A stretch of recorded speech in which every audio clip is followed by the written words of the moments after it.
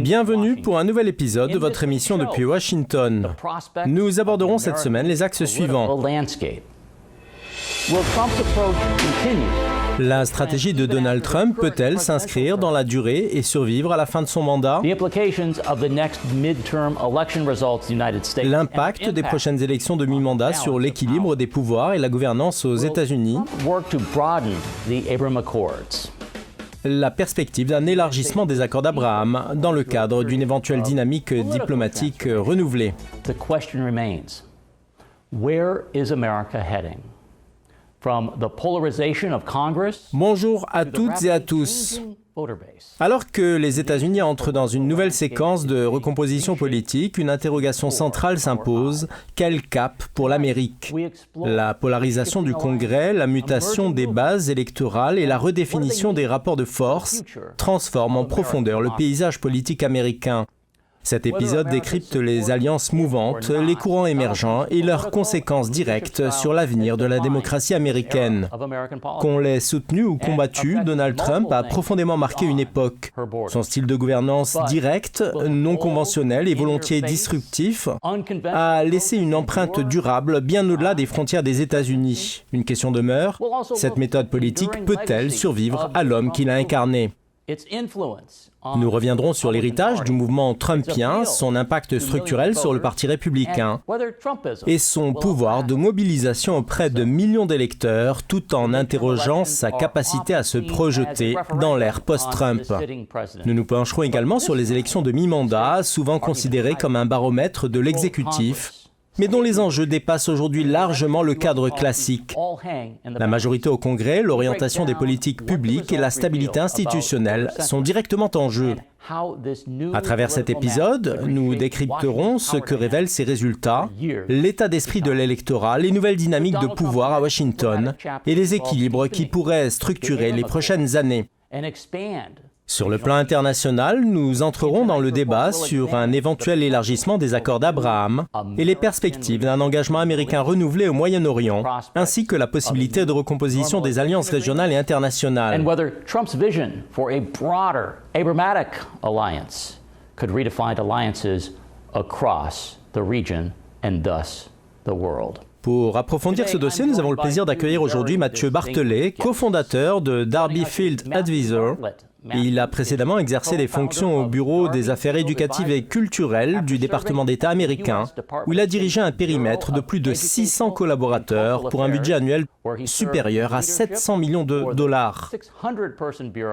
Il a également travaillé aux côtés de la sénatrice Kelly Ayotte et a participé activement à la gestion de la campagne présidentielle de l'ancien gouverneur de l'Utah et ex-ambassadeur des États-Unis en Chine et en Russie, Jon Huntsman. Il a débuté son parcours professionnel dans les enjeux de santé mondiale en cofondant l'initiative One Health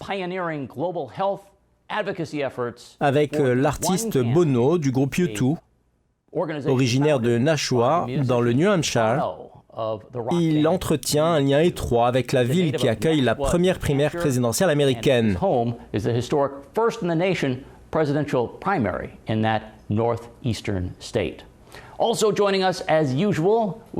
Nous accueillons également notre chroniqueur Chris Lapetina, directeur de Focus Consulting, stratège politique et collaborateur du Parti démocrate. Alors, bienvenue à tous. Avant d'engager notre discussion, nous retrouvons tout de suite notre correspondante, Shorouk Diab, pour un éclairage sur la situation politique américaine actuelle. À vous, Shorouk. Hello, Shorouk. أهلا بكم مشاهدينا الكرام. تعيش الولايات المتحدة الأمريكية هذه الأيام مرحلة سياسية دقيقة. Bonjour chers téléspectateurs, les États-Unis d'Amérique traversent actuellement une période politique complexe, marquée par des crises internes et des transformations significatives dans leur position internationale et leur rôle de leader mondial. Sur le plan intérieur, la fermeture partielle du gouvernement fédéral a duré un temps record, tandis que les tensions persistantes entre la Maison-Blanche et le Congrès au sujet du plafond de la dette et des priorités budgétaires ont exaspéré la situation. Cette crise a engendré des perturbations considérables affectant les vols et les services essentiels, ce qui a alimenté l'inquiétude du public américain quant à l'incapacité croissante des institutions gouvernementales à gérer efficacement leur crise. Les analystes qualifient cette crise de la plus longue et la plus profonde des 20 dernières années, mettant en lumière un manque de confiance entre les pouvoirs exécutifs et législatifs et l'ampleur des divisions partisanes qui paralysent l'action politique à Washington. Sur le plan économique, bien que l'économie américaine ait enregistré une croissance de 2,7% au troisième trimestre de l'année, l'inflation et la hausse des prix demeurent des préoccupations majeures pour les familles américaines. Parallèlement, des rapports économiques signalent un ralentissement de l'emploi chez les jeunes et les nouveaux diplômés, creusant ainsi l'écart entre les indicateurs de croissance officiels et les réalités vécues par les citoyens. Cette contradiction alimente un sentiment d'inégalité et renforce la rhétorique populiste à l'approche des élections de mi-mandat. À l'international, Washington semble redéfinir sa politique mondiale à travers une approche centrée sur le slogan « L'Amérique d'abord », entraînant un refroidissement de ses relations avec certains alliés européens. Cette évolution intervient au moment où la concurrence avec la Chine et la Russie s'intensifie dans les domaines de l'influence, de la technologie et du commerce. Au Moyen-Orient, l'administration américaine adopte une posture plus prudente en matière d'engagement militaire, privilégiant des domaines tels que l'énergie, la sécurité maritime et la coopération en matière de renseignement, tout en répondant aux appels européens et arabes pour un rôle plus équilibré des États-Unis dans les affaires de la région. Les observateurs s'accordent à dire que les États-Unis opèrent un repositionnement stratégique, cherchant à concilier les pressions internes avec le rôle mondial, à un moment où l'équilibre des pouvoirs internationaux évolue à un rythme inédit.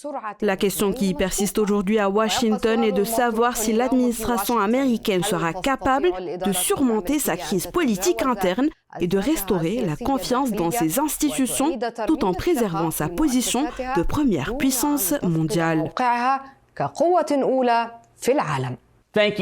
Merci Shorouk. Nous poursuivons cette discussion avec notre chroniqueur Chris Lapetina. Chris, la scène politique américaine traverse une phase de polarisation particulièrement marquée.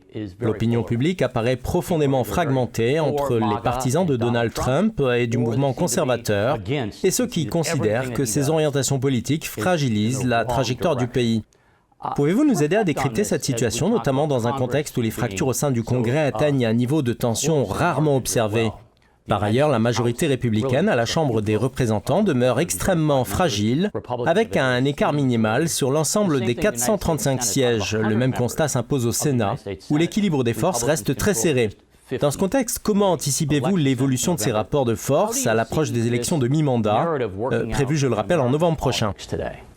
Je pense, Marc, que votre analyse de la situation est pertinente et c'est l'une des raisons pour lesquelles les Américains, qu'ils soient démocrates ou républicains, éprouvent une colère et une frustration profonde à l'égard du Congrès et des politiciens en général. Les deux partis démocrates et républicains ont considérablement perdu en popularité et la cote de popularité de Trump est actuellement très basse, ce qui témoigne du sentiment partagé par de nombreux Américains que les choses ne se déroulent pas comme elles le devraient. En fin de compte, le système politique semble presque fonctionner comme une économie de marché libre. Ainsi, les Américains finiront par exiger que les deux partis coopèrent de manière plus conciliatoire, faute de quoi le candidat bipartisan ne parviendra pas à séduire l'électorat. Cependant, nous n'en sommes pas encore là. Je pense que nous avons atteint un point de rupture et un mouvement commence à se dessiner dans lequel les Américains exigeront que certaines des priorités essentielles pour le peuple soient prises en compte. Si ce n'est pas le cas, les électeurs se tourneront vers d'autres alternatives. De nombreuses évolutions que nous observons aujourd'hui, Mathieu, sont directement liées à la montée du populisme. Comme vous le savez, Donald Trump s'inscrit lui-même dans ce registre, alors que, historiquement, ce type de discours était davantage associé au Parti démocrate, traditionnellement perçu comme le défenseur des classes populaires. Un élément particulièrement révélateur est le soutien qu'il a reçu de la part de certains syndicats et des structures généralement éloignées du Parti républicain. Ce basculement lui a permis de s'imposer auprès de segments de la classe ouvrière comme une figure porteuse de leurs revendications. Alors comment ce phénomène s'articule-t-il avec le fonctionnement du système bipartisan américain et plus largement, comment analysez-vous cette nouvelle forme de populisme ? C'est un véritable honneur, Marc, de me trouver en votre compagnie. Lorsqu'on évoque Donald Trump, il est indéniable qu'il a bouleversé la scène politique, inversant de nombreuses dynamiques observées par le passé. Son ascension au pouvoir en 2016 a été largement facilitée par le soutien de la classe ouvrière blanche. Puis, après plusieurs années, il est revenu au pouvoir en s'appuyant sur la même base, mais avec une coalition étonnamment hétérogène. Un nombre considérable de groupes issus de minorités ethniques tels que les Afro-Américains, les Hispaniques, les Asiatiques et les Indiens ont rompu avec leur affiliation traditionnelle au Parti démocrate, laissant derrière eux une base libérale plus restreinte, composée principalement d'individus blancs et hautement instruits, souvent perçus comme élitistes. Cependant, il ne faut pas oublier que la société américaine demeure profondément divisée, ce qui signifie que même un léger changement dans les comportements électoraux peut entraîner des résultats radicalement différents. Il sera intéressant de voir si Donald Trump et la révolution qu'il incarne auront un impact durable. Ce nouveau bloc électoral parviendra-t-il à se consolider ou les démocrates réussiront-ils à surmonter les frustrations économiques et à créer une coalition capable de les mener à la victoire? Chris Lapatina, let's talk about the Democrats here. Yeah. We've been talking about Trump, we've been talking about the Republicans. The Democrats think that they're going to do pretty well in these. Chris, abordons à présent la situation du camp démocrate. Après avoir analysé la dynamique entourant Donald Trump et les républicains, il apparaît que les démocrates fondent de réels espoirs sur les prochaines élections législatives. Leur principal point de fragilité reste toutefois l'absence d'un leadership clairement identifié. Dans toute formation politique, le président est généralement perçu comme le leader naturel du parti. Or aujourd'hui, les démocrates semblent toujours à la recherche d'une figure capable d'incarner les attentes de la nouvelle génération, tout en fédérant l'ensemble des courants autour d'un projet politique cohérent.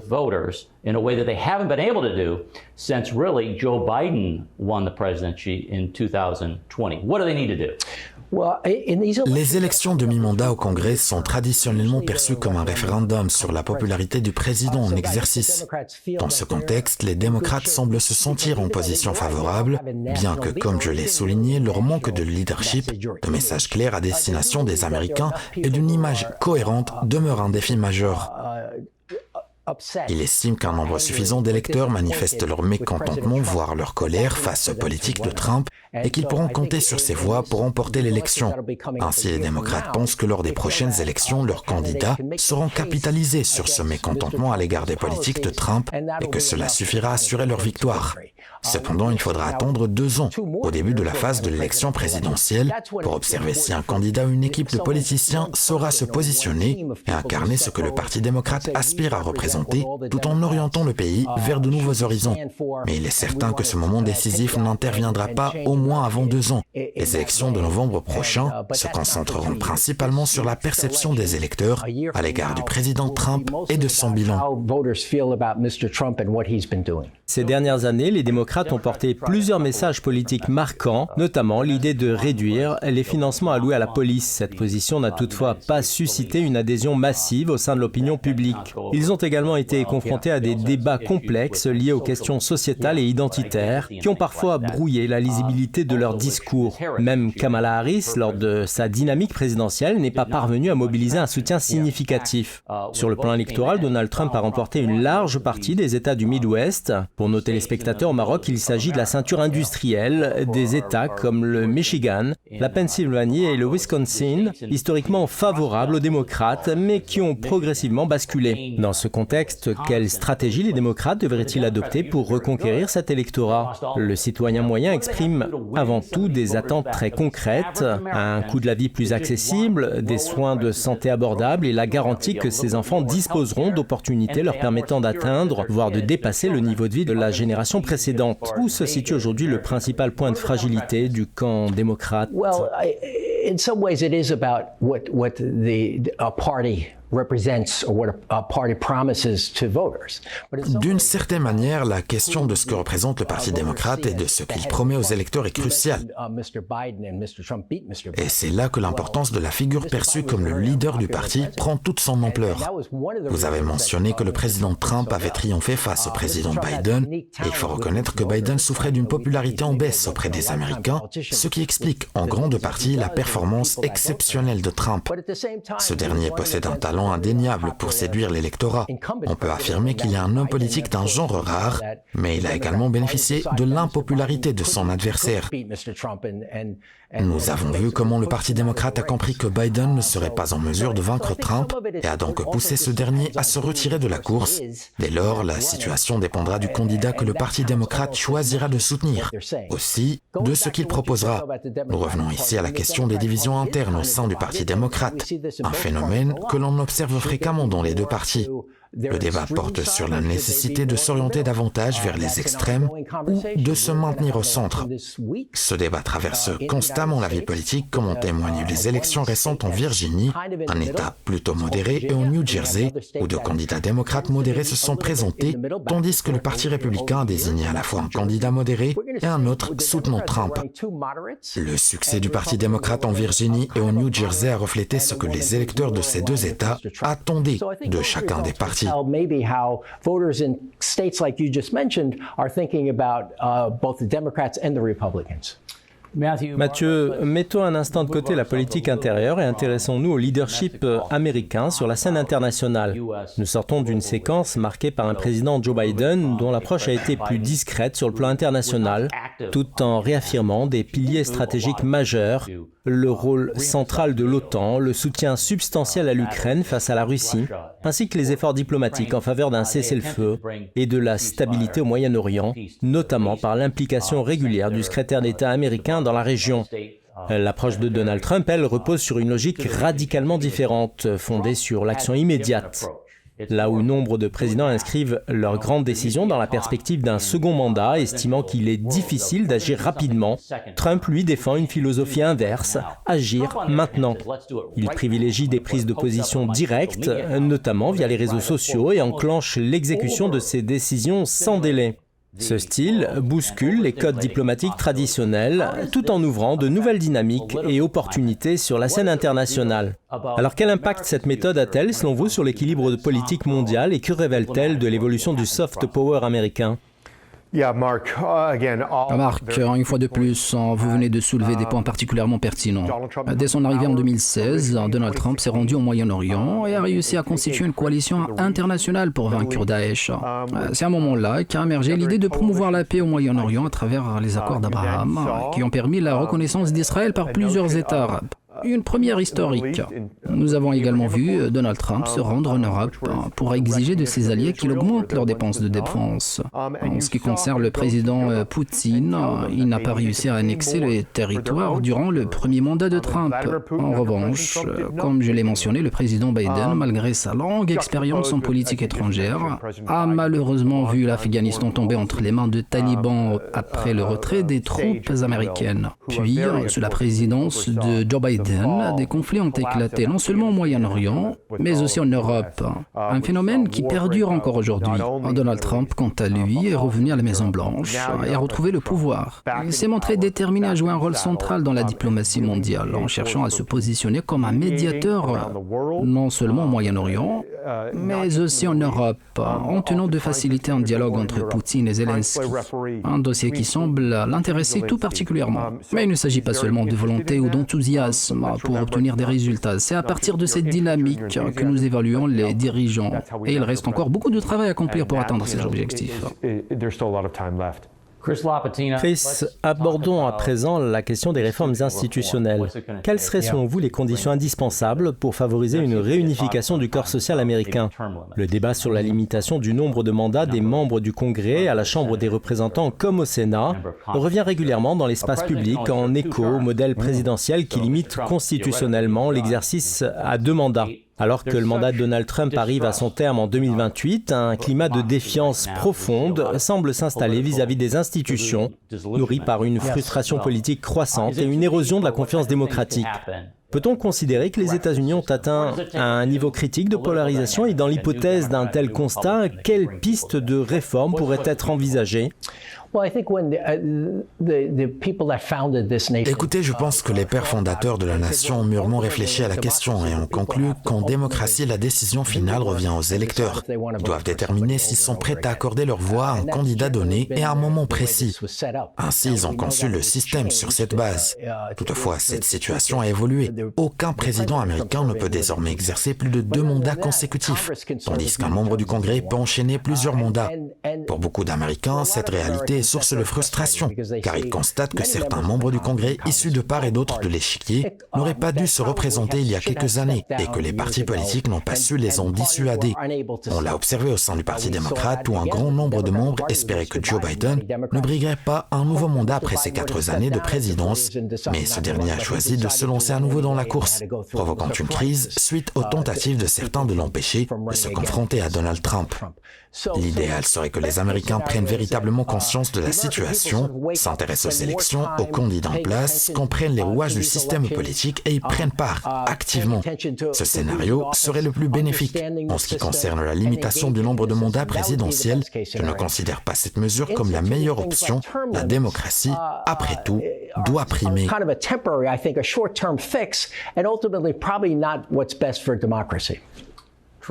Donald Trump incarne un style politique audacieux, conflictuel et volontairement disruptif, dont le mode de leadership direct et non conventionnel continue de susciter des réactions fortement contrastées. Beaucoup lui reprochent un déficit de diplomatie, tandis que d'autres saluent sa capacité à bousculer les codes établis.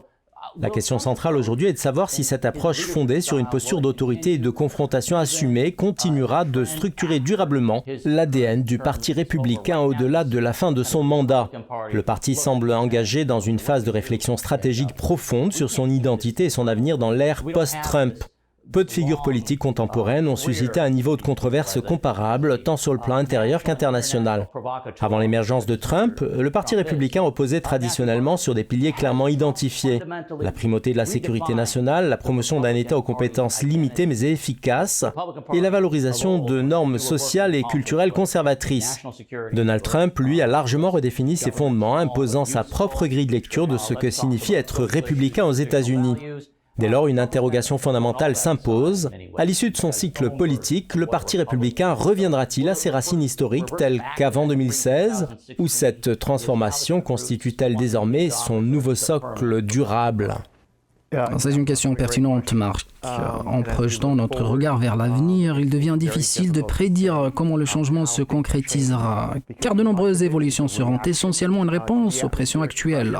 Quel sera l'état de l'économie? À quoi ressemblera le monde? En conséquence, certains changements pourraient se manifester. Comme je l'ai souligné précédemment, le comportement flamboyant de la personnalité provocatrice de Donald Trump lui ont permis de réaliser des actions politiques que peu d'autres hommes politiques oseraient envisager. Toutefois, si l'on considère les aspects plus pragmatiques, l'avenir du Parti républicain semble reposer sur son vice-président J.D. Vance, un homme issu des bases est perçu comme un atout pour ce même électorat, puisqu'il est désormais profondément associé au mouvement MAGA. Les sondages d'opinion montrent qu'il est actuellement le favori parmi les candidats à la présidence pour 2028 et qu'il pourrait bien devenir le prochain président. Cependant, le débat reste ouvert et requiert une analyse plus approfondie concernant sa capacité à maîtriser le récit du mouvement MAGA et à prendre à main les rênes de la présidence. Il semble néanmoins que la politique américaine soit en train d'évoluer et que ce changement soit irréversible.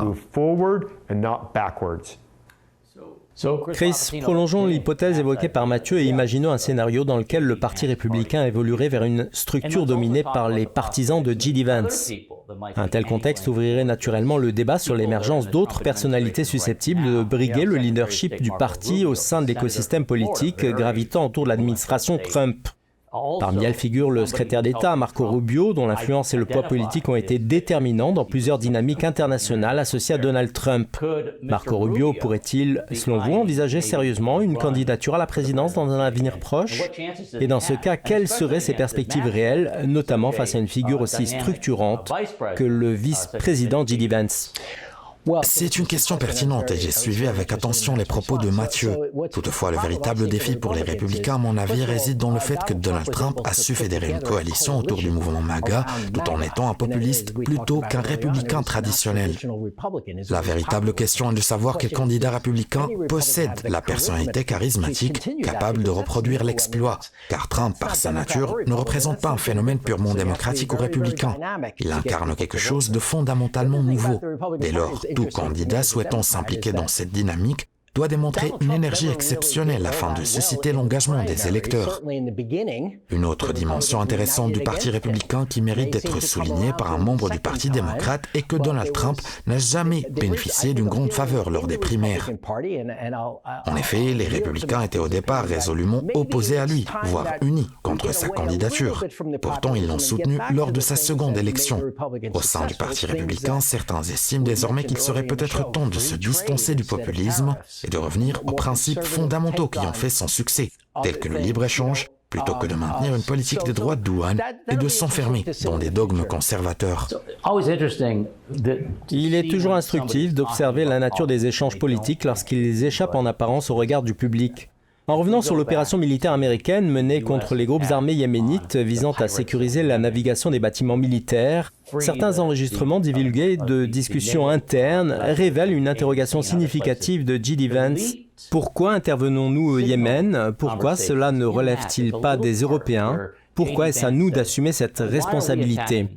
Cette séquence offre un éclairage précieux sur sa grille de lecture stratégique. Nous y reviendrons ainsi que sur d'autres sujets après une courte pause. À tout de suite.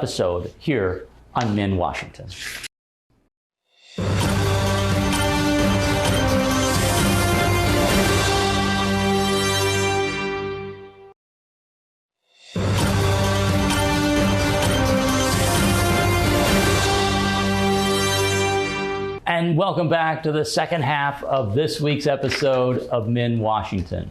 Well, with the 2026 midterm elections right on the horizon, Washington is bracing... Nous sommes de retour pour la suite de votre émission depuis Washington. À l'approche des élections de mi-mandat, Washington se prépare à une nouvelle confrontation politique susceptible de redessiner l'équilibre des pouvoirs entre le Congrès et la Maison-Blanche. Ces élections détermineront non seulement l'ampleur du programme intérieur du président Donald Trump, mais également la marge de manœuvre de son autorité politique.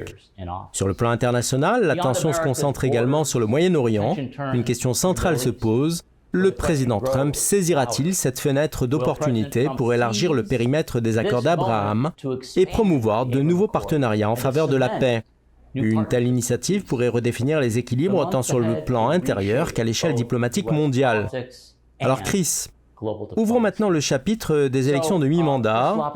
Dans quelle mesure l'équilibre des pouvoirs pourrait-il évoluer? Il apparaît que si les démocrates parvenaient à reprendre le contrôle de la Chambre des représentants ou du Sénat, ils pourraient enclencher des mécanismes de mise en cause politique, activer des commissions d'enquête renforcées et convoquer responsables républicains, alliés et partenaires sous serment. Un tel scénario modifierait profondément les règles du jeu institutionnel et pourrait relancer une dynamique politique favorable au camp démocrate dans l'esprit de ce que Mathieu évoquait comme un possible sentiment de reconquête. Alors Chris, quelles sont selon vous les perspectives pour le scrutin de novembre prochain? Talk to us about what do you think is going to happen next November?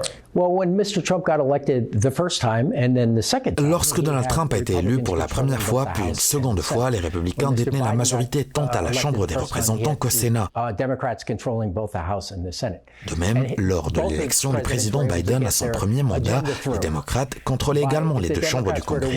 Dans les deux cas, ces présidents ont pu faire adopter leur programme législatif avec une relative facilité.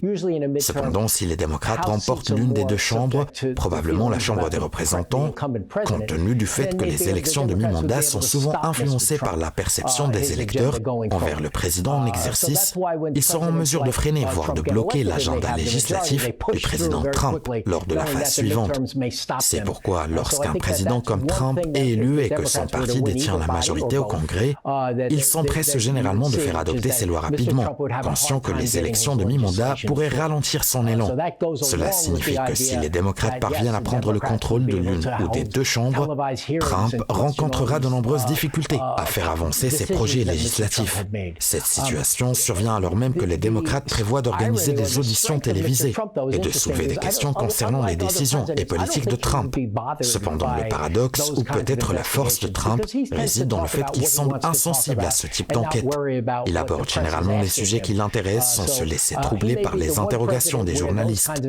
Trump est sans doute l'un des rares présidents à ne pas être affecté par ces pressions, rappelant qu'il a survécu à 2 tentatives de destitution, ainsi même si certaines enquêtes révèlent que l'administration Trump a pris des décisions qui ne correspondaient pas aux attentes d'une large part de l'opinion publique. L'impact de ces décisions affectera davantage l'avenir du Parti républicain que Trump lui-même en tant que président. Now, it might affect the Republican Party going forward, but not Mr. Trump specifically as president. Le président Trump accueillerait très probablement ce type de controverse avec une certaine satisfaction, conscient de sa capacité à capter l'attention médiatique, en particulier dans un contexte où sa légitimité est débattue face à un Congrès dominé par une majorité démocrate. Mathieu, intéressons-nous à ce défi politique.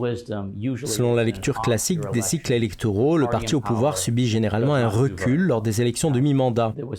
En 2022, une large victoire républicaine était largement anticipée en réaction à l'administration Biden. Mais cette vague rouge ne s'est pas matérialisée et les performances républicaines se sont révélées en deçà des attentes. À l'inverse, les démocrates ont limité leurs pertes et sont parvenus à préserver l'essentiel de leur base électorale. En 2026, le nom de Donald Trump ne figurait pas directement sur les bulletins de vote. Néanmoins, son influence sur l'électorat républicain est demeurée significative.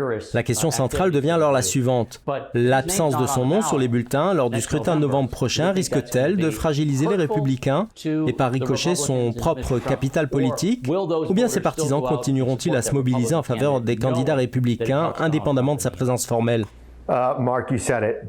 Bien dit Marc, oui, Donald Trump possède un talent indéniable pour mobiliser les électeurs, qu'ils votent pour lui ou dans bien des cas contre lui, notamment lorsqu'il n'est pas directement mentionné sur le bulletin de vote. Lors des prochaines élections, je ne suis pas certain que le même niveau d'enthousiasme soit présent du côté républicain, bien qu'il puisse se manifester également parmi les électeurs démocrates. En effet, les démocrates n'ont ni la Maison-Blanche, ni le contrôle de la Chambre des représentants ou du Sénat, ce qui rendra la compétition particulièrement intense lors des élections législatives de mi-mandat.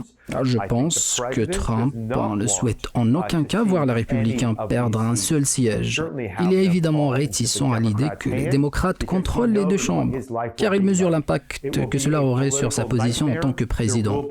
Dans un tel scénario, il se retrouverait dans une impasse politique, sans programme législatif.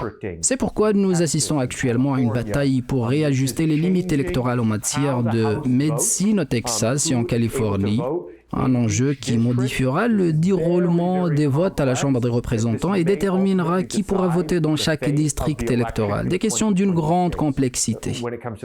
Toutefois, ces ajustements pourraient bien décider de l'issue des élections à venir pour la Chambre des représentants. En ce qui concerne le Sénat, les élections de mi-mandat 2018 ont vu une victoire nette des démocrates. Bien que les républicains aient ajouté 2 sièges à leur total, un tiers des sièges du Sénat est renouvelé tous les 2 ans et il semble que les républicains conserveront la majorité, bien que les chances des démocrates de remporter les 2 chambres se soient considérablement accrues. Merci Mathieu. Comment les échéances électorales à venir, qu'il s'agisse des élections de mi-mandat de 2026 ou de la préparation de la présidentielle de 2028, sont-elles susceptibles d'influencer l'orientation de la politique étrangère américaine, notamment vis-à-vis de la Chine, du Moyen-Orient et du continent africain? Nous tenterons d'y répondre dans un instant, mais avant cela, retrouvons notre correspondant à la Maison-Blanche, Adel Dessouky, pour son éclairage. La scène politique américaine traverse une période de transformation rapide alors que le président Donald Trump entame les 2 dernières années de son mandat actuel. L'administration républicaine se trouve face à un double défi. D'une part, résoudre des problèmes internes urgents et d'autre part, élaborer une stratégie garantissant que l'influence de Trump au sein du Parti républicain perdure, même après son départ de la Maison-Blanche. À Washington, les observateurs notent comment Trump a réussi, au cours des 2 dernières années, à remodeler la structure structure du Parti républicain, le transformant en un bloc politique plus cohérent et fidèle à sa vision. Il a su se constituer une base de soutien au sein du Congrès, prête à appuyer ses priorités majeures, telles que la révision du dossier de l'immigration, la restructuration de la politique fiscale et une politique ferme à l'égard de la Chine, de la Russie et de l'Iran. Le principal défi auquel le président est confronté reste de savoir si cette influence perdurera après la fin de son mandat. Alors que ses partisans le considèrent comme le fondateur d'une nouvelle orientation politique au sein du parti, d'autres estiment que l'avenir de cette approche dépendra de sa capacité à maintenir l'unité républicaine, surtout à l'approche des élections de mi-mandat, alors que des signes de division interne commencent à émerger. Toutefois, l'influence de Trump reste solide au sein de la base républicaine, ce qui conduit beaucoup à penser qu'il continuera de jouer un rôle central dans la construction de l'avenir du parti, qu'il soit à la présidence ou en dehors de la Maison-Blanche. La scène politique américaine est actuellement marquée par des divergences profondes et des affrontements entre les deux principaux partis. Si certains considèrent que cette situation relève de la normalité et fait partie intégrante du jeu politique, d'autres jugent que l'intensité de ces conflits a atteint des niveaux sans précédent. Donald Trump, en tant que président, ne correspond ni à la figure traditionnelle du chef d'État, ni à celle d'un simple partisan fidèle, et ses décisions surprennent régulièrement, même ses plus proches alliés. La question demeure, dans quelle mesure Trump parviendra-t-il à instaurer un modèle de gestion de la Maison-Blanche novateur et à garantir sa pérennité après son départ? Adel Dessouky, devant la Maison-Blanche, Médien TV, Washington. Merci Adil. Votre analyse est précieuse et met en perspective les principaux défis auxquels le président Donald Trump pourrait être confronté au cours des 2 ou 3 dernières années de son mandat. Lors de son premier mandat, le président Trump a lancé les accords d'Abraham, ouvrant la voie à une normalisation des relations diplomatiques entre Israël et plusieurs États arabes, notamment les Émirats arabes unis et Bahreïn. Aujourd'hui, l'enjeu pour lui est d'élargir ce cadre. Crise dans ce contexte, comment le Maroc pourrait-il se positionner comme un acteur central et une plateforme stratégique pour la projection d'influence démocratique américaine dans la région? Le Maroc apparaît en effet comme un carrefour géopolitique majeur à l'intersection de la coopération atlantique, de la stabilité en Afrique du Nord et des dynamiques de paix au Moyen-Orient. Alors pensez-vous qu'il soit possible d'articuler ces différents leviers dans une stratégie cohérente, capable de porter ces accords vers une nouvelle phase de stabilité, de paix et de prospérité régionale?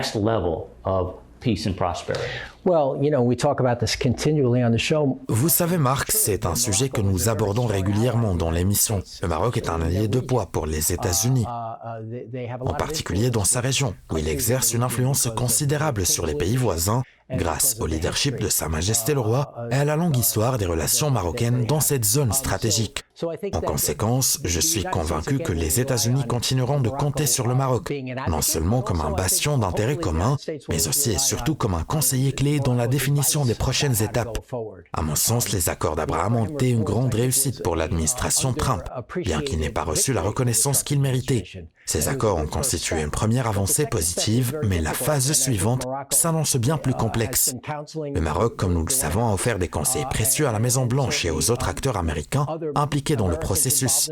Il a souligné que la prochaine étape ne pourra être couronnée de succès sans la création d'un État palestinien libre et indépendant, car c'est la seule voie vers une paix véritable dans la région. L'objectif de 2 États, Israël et Palestine vivant en harmonie, devrait être au cœur de la deuxième phase des accords d'Abraham. Je m'attends à ce que les recommandations du Maroc soient prises avec toute la gravité qu'elles méritent à la Maison-Blanche, dans l'espoir d'établir une paix durable au Moyen-Orient.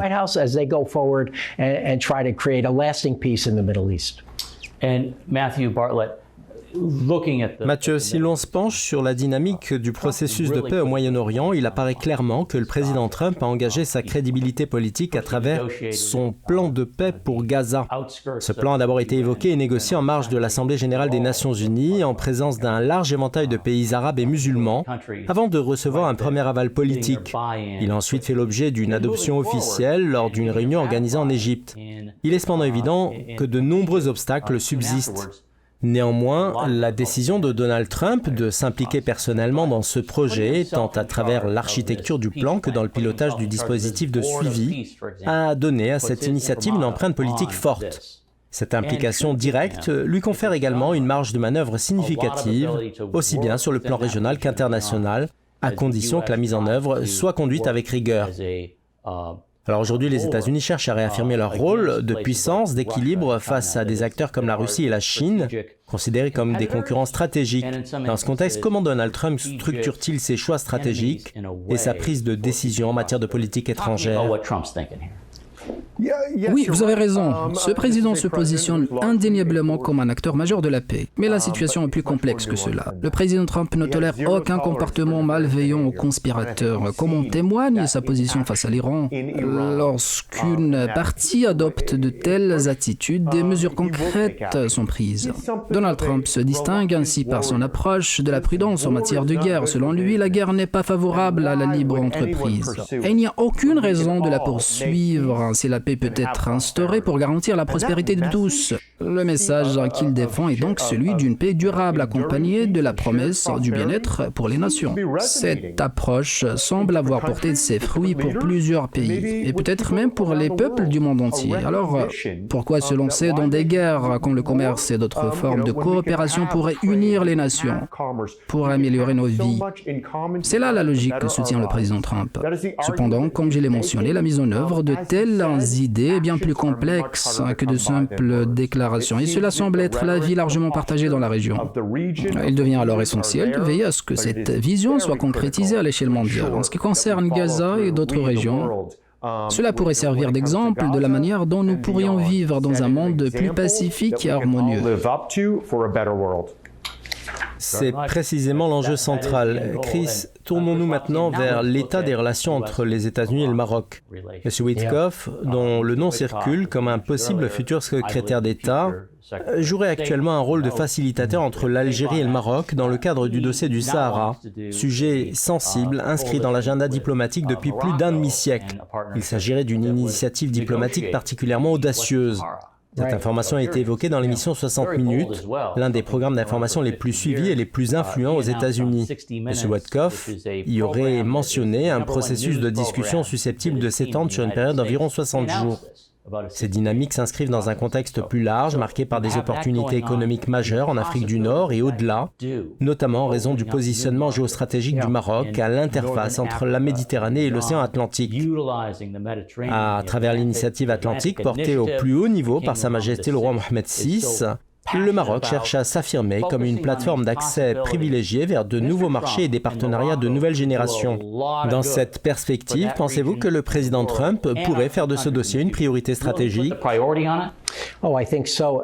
Mark, you and I have a personal experience because when we Je partage également votre avis, Marc. Nous avons d'ailleurs une expérience personnelle à cet égard. En déambulant dans les rues de Washington, nous rencontrions des personnes qui nous interrogeaient sur la manière dont nous pourrions profiter du nouvel essor du commerce avec le Maroc. Ce concept commence à se propager ici à Washington et de plus en plus de gens s'y intéressent. À mon sens, tout accord potentiel entre le Maroc et l'Algérie concernant le Sahara engendrera certainement un débat bien plus vaste et suscitera une réflexion approfondie. Les partenariats américains ainsi que les opportunités commerciales et d'investissement au Maroc se développeront une fois le projet mené à terme. Comme l'a souligné Mathieu, Trump et son administration sont effectivement de négociateurs chevronnés, conscients de l'importance des affaires et du commerce pour favoriser la paix et la prospérité. Par conséquent, je suis convaincu que les actions que l'administration Trump entreprendra ainsi que la manière dont elle résoudra définitivement ce problème, tout en respectant les droits des Marocains, ouvriront la voie de grandes opportunités pour le Maroc, des opportunités que nous attendons tous avec impatience de voir concrétiser.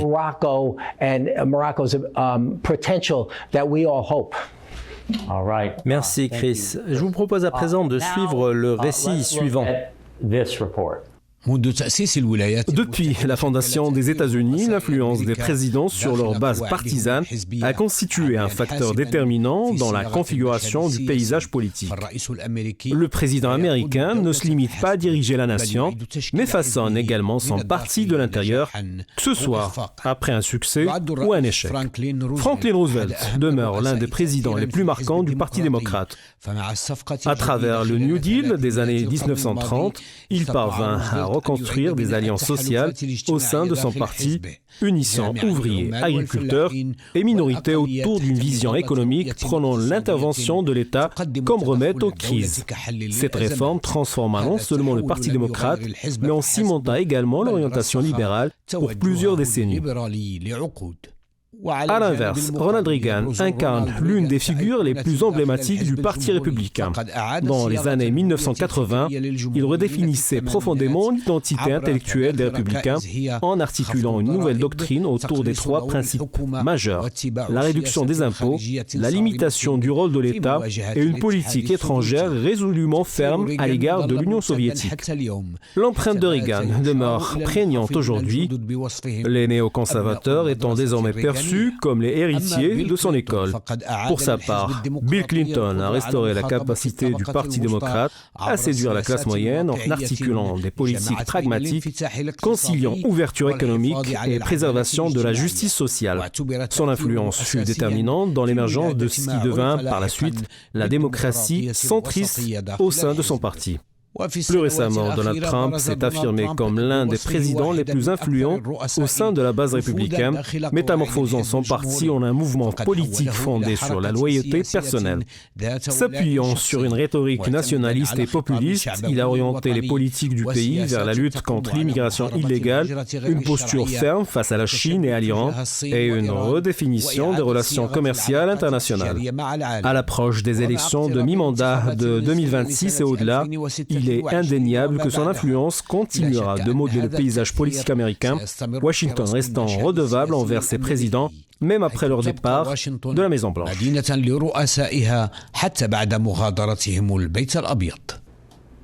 Excellent travail. Mathieu, revenons sur les éléments évoqués par Chris à propos du Maroc et élargissons la perspective. Intéressons-nous d'abord à la relation entre le Maroc et l'Algérie ainsi qu'à l'hypothèse d'un rapprochement durable entre ces deux pays. Il est de notoriété publique que la Russie a longtemps été et demeure un partenaire stratégique majeur de l'Algérie. Dans ce contexte, peut-on interpréter la posture du président Trump comme un signal adressé directement à Moscou, traduisant la volonté des États-Unis de reprendre l'initiative sur des dossiers où la Russie exerce une influence déterminante, voire un rôle de levier géopolitique, qu'il s'agisse du dossier maroco-algérien, de la situation en Syrie ou encore du dossier iranien, alors que la perspective d'un accès à l'arme nucléaire paraît s'éloigner. Ces développements donnent l'impression que Donald Trump cherche à pousser la Russie vers une logique de coopération, de compromis ou à défaut de désengagement. Sa dynamique intervient dans un contexte particulièrement coûteux pour Moscou, marqué par des pertes humaines massives, des destructions considérables et un isolement économique croissant lié aux sanctions internationales. Dès lors, une question s'impose. Quelle est la véritable stratégie de Donald Trump pour amener Vladimir Poutine à réévaluer sa posture ? Ah oui, il y a de nombreux aspects à aborder, Marc, mais permettez-moi de souligner que je partage entièrement les propos de Chris. Lorsque j'étais au département d'État, au bureau des affaires culturelles, j'ai pris pleinement conscience de l'exceptionnelle nature de notre relation avec le Maroc et de l'importance qu'accordait l'administration Trump à ce partenariat. Si la pandémie de coronavirus ne m'en avait pas empêché, j'aurais personnellement eu l'occasion de me rendre au Maroc. Ainsi, je suis convaincu qu'il s'agit d'une relation durable, avec un potentiel de développement continu. Nous restons ouverts à tisser des liens d'amitié, à nous soutenir mutuellement et à envisager l'avenir aux côtés de nos alliés. Il est vrai qu'il existe des adversaires et des opposants, mais en ce qui concerne la Russie, le président Trump déploie tous les efforts possibles pour exercer son influence sur Vladimir Poutine, cherchant simultanément à l'isoler tout en tenant de maintenir une coopération constructive. Cependant, aujourd'hui, Trump s'efforce d'isoler davantage Poutine. Il a intensifié les opérations militaires, renforcé son soutien à l'OTAN, fourni des armements américains supplémentaires à l'Alliance, tout en exerçant des pressions sur les infrastructures énergétiques russes et en isolant la Russie sur le plan commercial. Il a également interdit les exportations de pétrole russe en mettant en garde la Chine et l'Inde contre l'importation de pétrole russe, tout en imposant des sanctions dans le but explicite de contraindre Vladimir Poutine à mettre fin à la guerre en Ukraine. Chris, passons maintenant au dossier chinois. Le président Trump s'est récemment rendu en Asie où il a conclu plusieurs accords commerciaux avec des pays de la région, incluant la perspective d'un accord avec la Chine. Dans ce cadre, les autorités chinoises ont accepté d'accroître leurs achats de soja américain et ont exprimé leur volonté de coopérer pour endiguer le trafic de fentanyl à destination des États-Unis, qu'ils proviennent directement de Chine ou qu'ils transitent par le Mexique. Ces échanges mettent en évidence la nécessité d'un encadrement réglementaire plus rigoureux et plus opérationnel des flux commerciaux et industriels. Toutefois, malgré ces avancées, les tensions structurelles entre les deux pays demeurent profondes. La situation actuelle s'apparente davantage à une trêve tactique ou à une désescalade temporaire qu'à un règlement durable des différends. Dès lors, une question s'impose, comment le président Trump peut-il, à l'échelle régionale et internationale, contenir l'appareil bureaucratique chinois et empêcher qu'il ne porte atteinte aux intérêts stratégiques américains? I think that 85% of Americans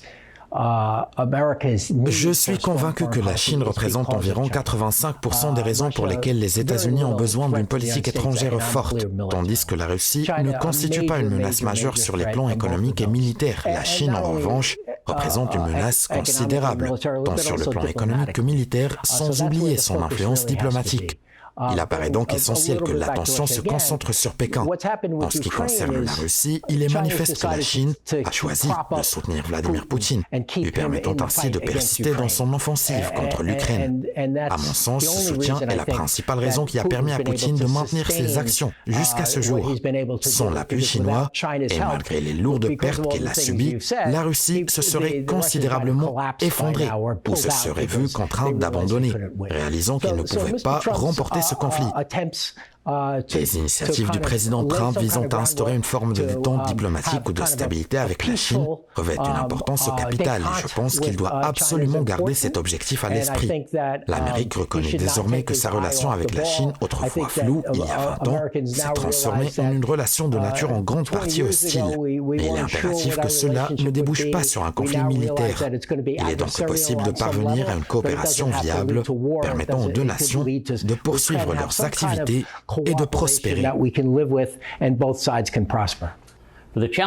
Les enjeux auxquels les Américains seront confrontés au cours de l'année à venir, puis dans les 3 années suivantes et possiblement au-delà, contribueront à redéfinir le modèle de leadership vers lequel ils souhaitent s'orienter. S'agit-il d'un leadership clivant, audacieux et parfois déstabilisant, mais perçu comme efficace par ses partisans, à l'image de celui de Donald Trump, ou bien d'un retour à une gouvernance démocrate fondée sur une vision politique différente, portée par la Maison-Blanche et le Congrès. Si l'on se place du point de vue du Maroc, il serait souhaitable de maintenir une relation étroite avec le président américain, de pouvoir instaurer un dialogue direct et d'exercer une influence concrète sur les dossiers prioritaires. À mon sens, ces objectifs sont atteignables dans un horizon de 3 ans. Nous pourrions notamment voir l'ouverture d'un consulat à Dakhla, constater des avancées significatives dans la mise en œuvre des accords d'Abraham et possiblement entrevoir une issue aux différends entre le Maroc et l'Algérie concernant la question du Sahara. Des perspectives tangibles et une dynamique positive semblent s'installer. Il ne reste qu'à espérer que cette trajectoire se traduise par des résultats concrets. Merci pour votre attention. Nous vous invitons à poursuivre ce rendez-vous sur les plateformes de Média TV. Je tiens à remercier notre invité Matthew Bartlett et notre chroniqueur Chris Lapetina, ainsi que nos correspondants Shourouk Diab et Adel Dessouki à la Maison-Blanche. Merci également à l'équipe de production dirigée par le réalisateur et producteur Mohamed Saïd Al-Wafi. Pour ma part, je vous donne rendez-vous dès la semaine prochaine pour un nouveau numéro de votre émission depuis Washington. On an all-new episode of Men Washington. Thank you so much. Thank you, Chris.